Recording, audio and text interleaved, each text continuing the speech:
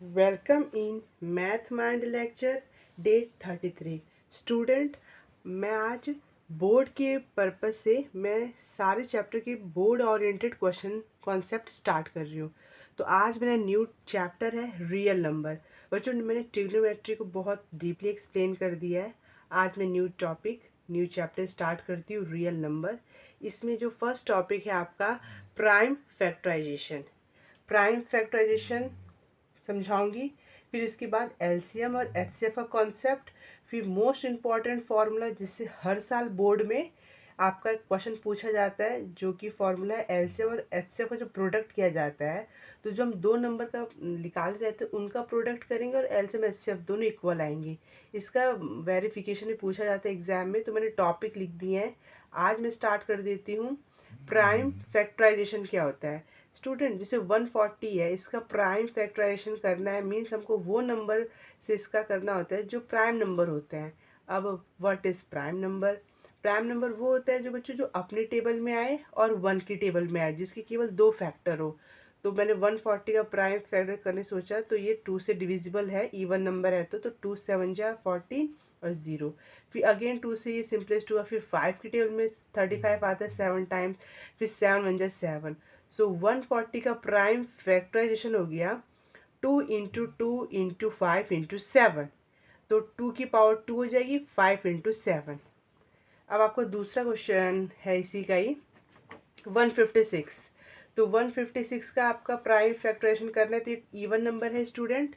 तो even number आपका 2 से कट जाता है, तो 2 7 जो 14, 1 बचा, 2 8 जो 16। फिर 1 सेकेंड 2 से कटा। फिर 39 आया तो 3 से कट जाएगा, 3 1 जो 3 और ये 9, तो 3 3 जो 9। 13 से 1 टाइम्स कटेगा। तो 156 का हमने जब प्राइम फैक्टराइजेशन किया तो 2 × 2 × 3 × 13, तो ये आपका प्राइम फैक्टराइजेशन हो गया। तो वैसे ही हम प्राइम फैक्टराइजेशन करना है 3825 का। स्टूडेंट, आपको 5 का अगर डिविजिबिलिटी टेस्ट रूल याद होगा, तो जिसका वंस प्लेस 5 होता है और 0 होता है वो 100% 5 से डिविजिबल होगा।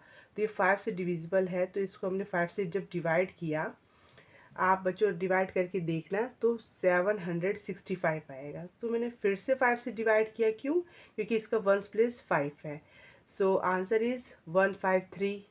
स्टूडेंट, ये अब 3 से कटेगा, तो स्टूडेंट 3 लिखा हुआ है, ये आपका 3 से कटेगा। तो 3 5 से 15 और 3 1 जा 3। 51 भी 3 से कटेगा, तो 3 मतलब 17 टाइम्स कटा, फिर 17। स्टूडेंट, ये आपका 3825 का प्राइम फैक्टराइजेशन जब किया गया तो आया 5 × 5 × 3 × 3 × 17।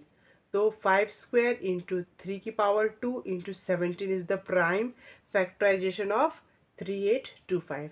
ऐसे ही एक नंबर है 5005 का। तो इसका फिर से बच्चों जो यूनिट प्लेस है आपका 5 है ना, तो ये 5 से 100% कट जाएगा। तो डिवाइड करोगे तो 1001 आएगा। फिर ये 7 से कटेगा, तो 143 आया। फिर 11 से कटेगा 13 टाइम्स। फिर 13 खुद एक प्राइम नंबर होता है, तो 1 टाइम्स।